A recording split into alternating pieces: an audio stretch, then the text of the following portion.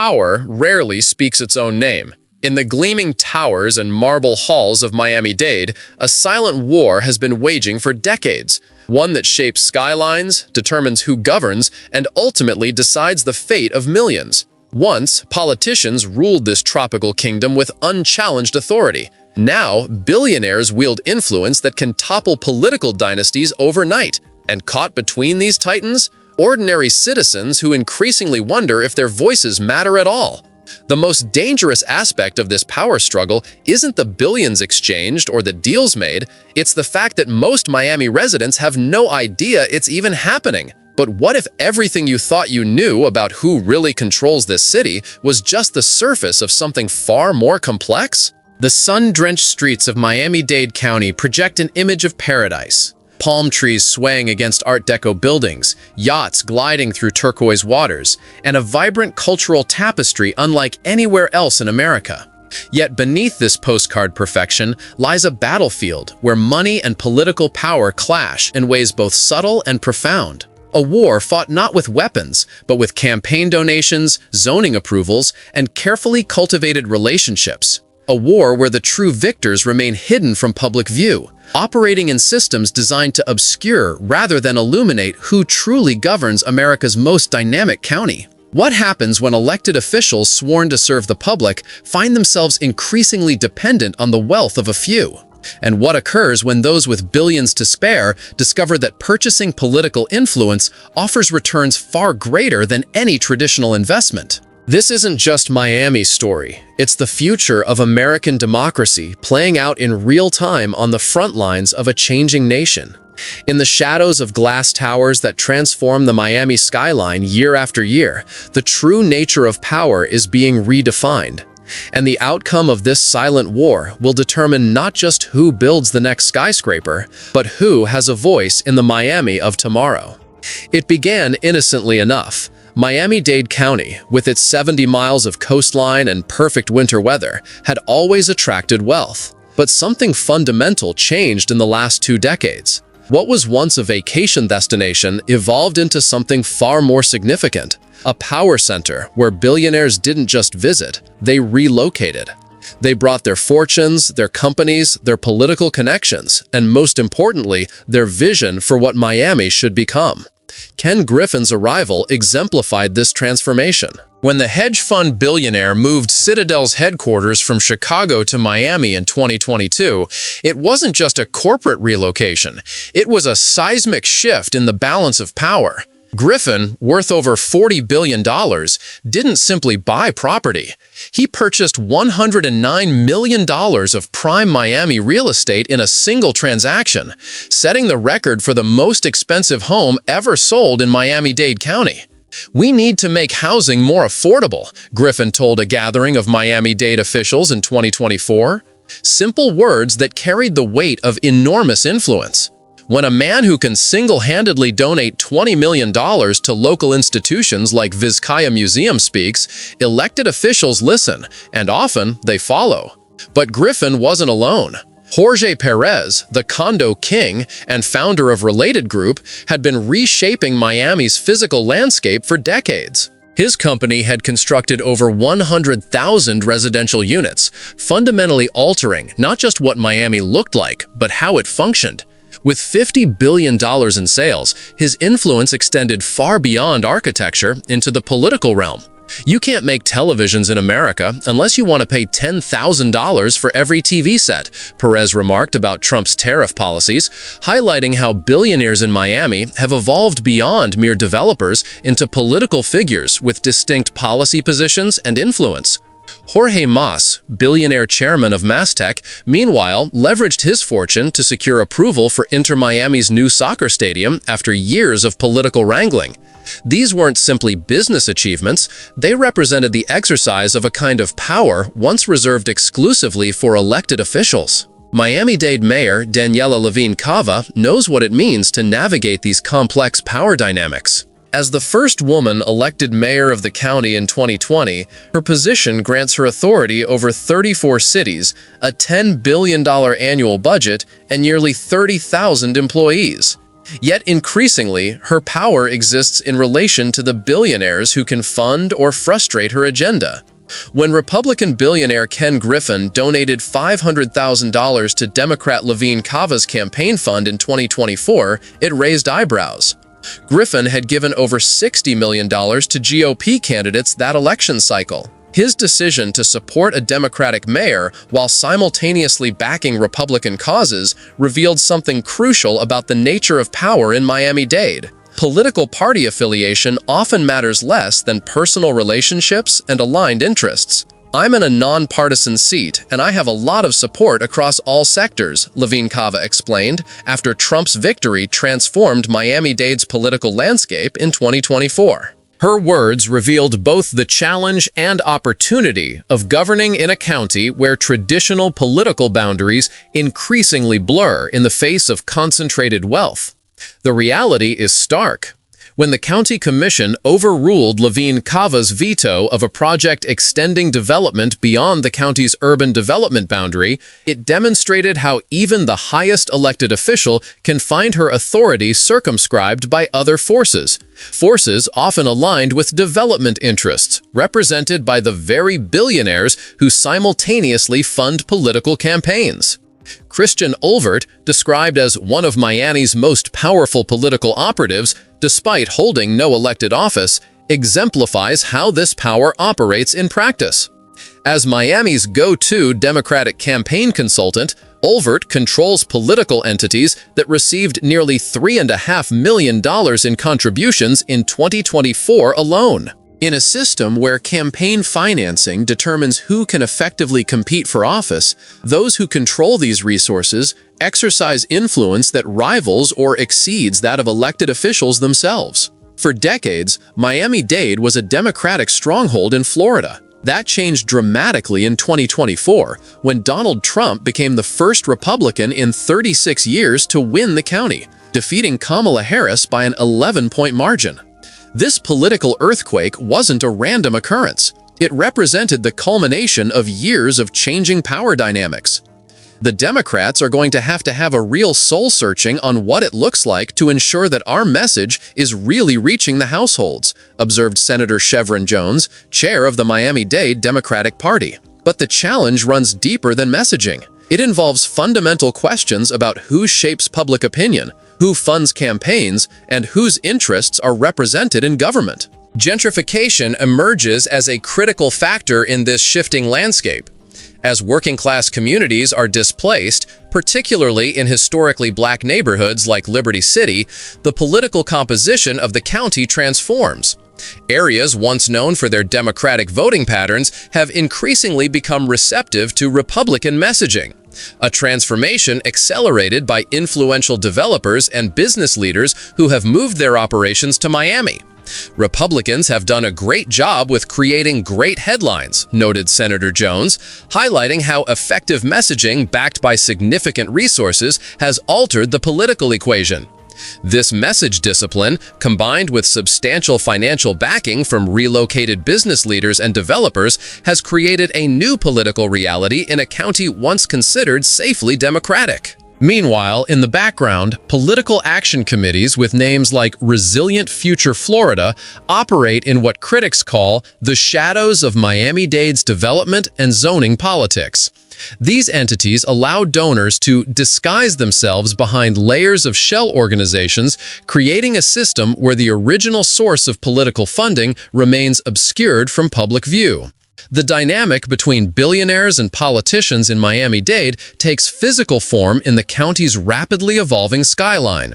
When billionaire Jorge Perez and other investors announced plans to replace a crucial 700,000-barrel fuel depot on Fisher Island with luxury condo towers, County Commissioner Raquel Regallo didn't mince words, calling it an existential crisis for the port and local economy.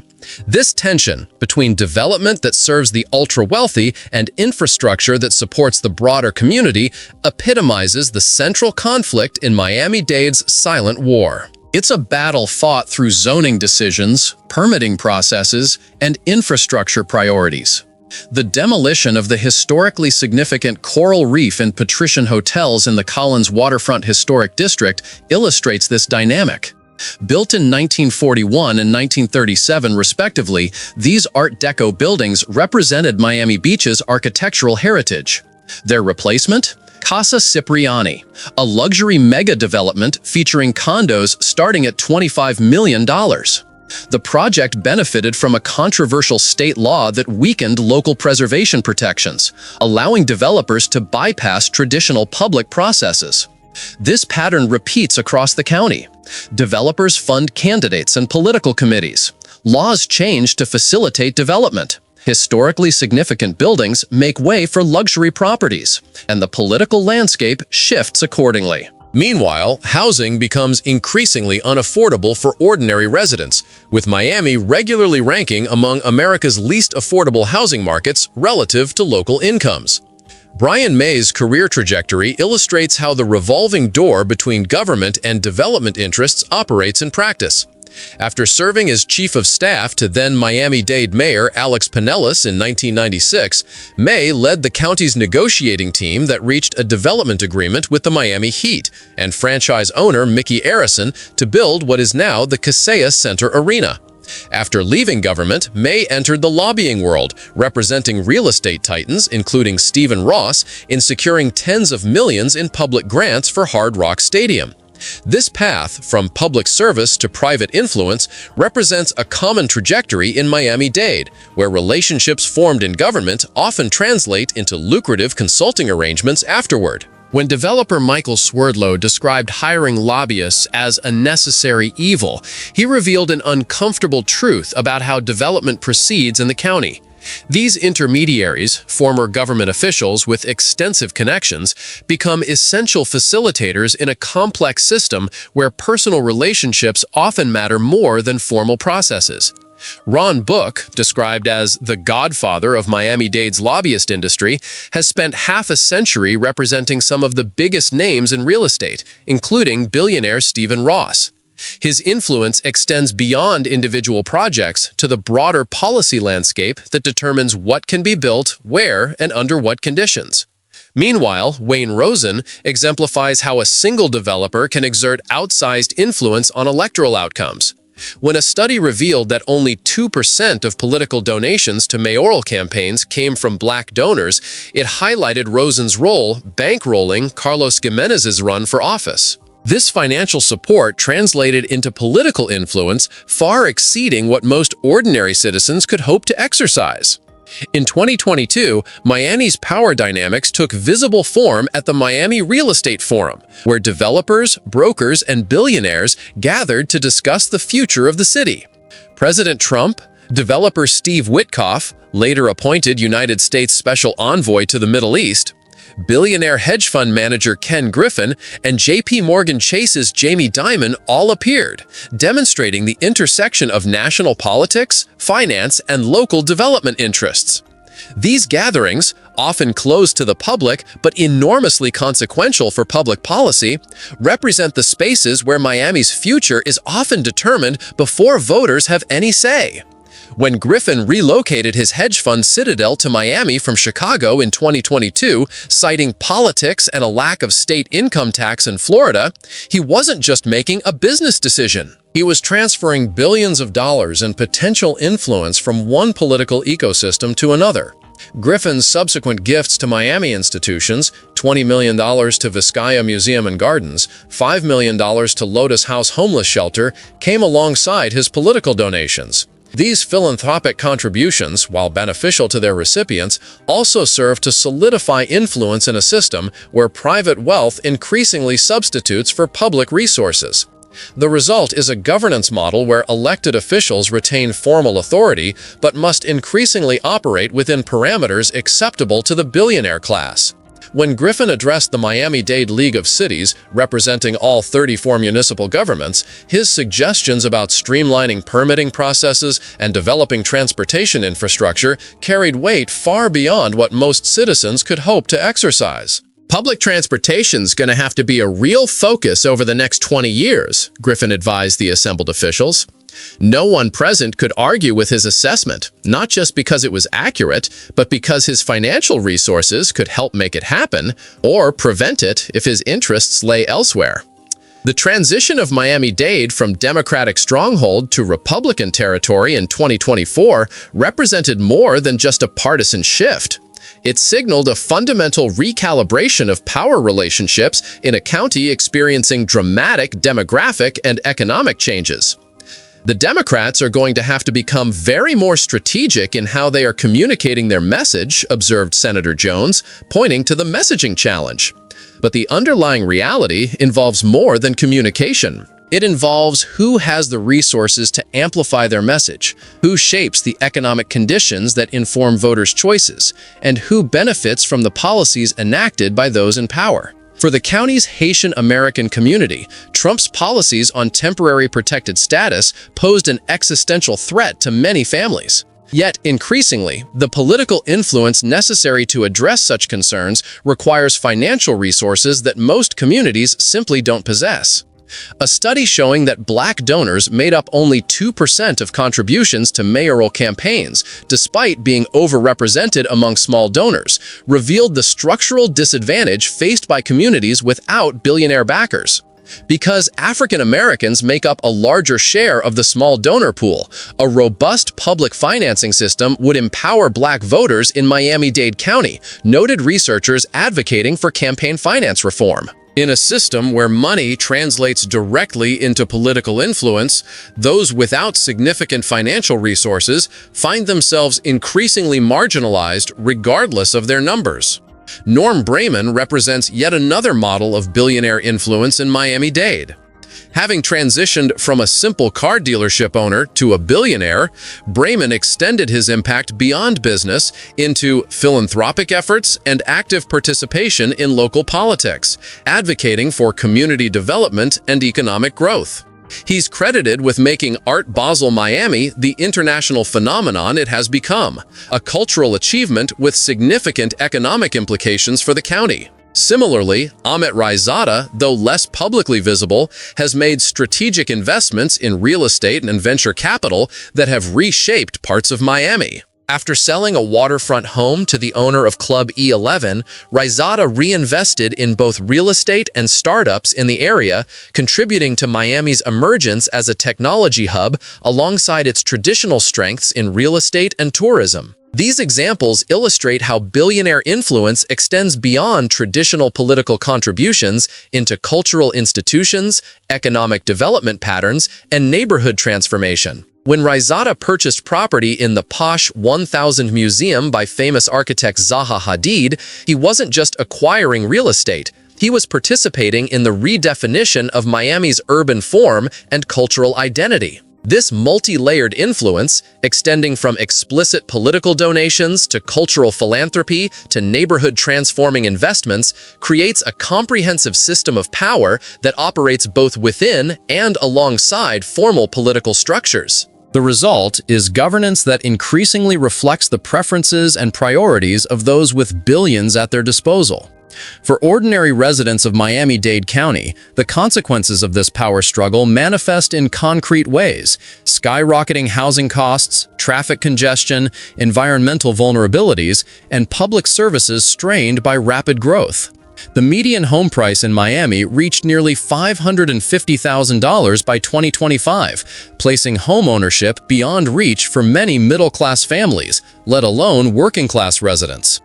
Meanwhile, questions about sea level rise and climate resilience loom large in a county where much of the most valuable real estate sits just feet above current sea levels. When development interests clash with environmental concerns, the outcome increasingly favors those with the financial resources to influence the political process, even when the long-term consequences may prove devastating for the broader community. Traffic congestion, a persistent complaint among residents, reflects infrastructure that has failed to keep pace with development. Despite billions invested in roads and limited public transit options, commute times continue to worsen as development proceeds without adequate transportation planning. The Brightline high-speed rail service connecting Miami to Fort Lauderdale and West Palm Beach represents one attempt to address these challenges, but its impact remains limited relative to the scale of the problem. For low-income communities, particularly in historically Black neighborhoods, gentrification presents an existential threat. As property values rise, longtime residents find themselves priced out of communities their families have called home for generations. The resulting displacement alters not just housing patterns, but political power, as communities with established voting patterns disperse across the county or region. The transformation of Miami-Dade County's political landscape reached its culmination in November 2024, when Trump won the county by 11 points and Republicans swept all the county's constitutional races. For Mayor Levine Cava, a Democrat who won re-election earlier that year, the results created a challenging governance environment. "I am going to be the mayor. I've always been working across the aisle," Levine Cava remarked after the election.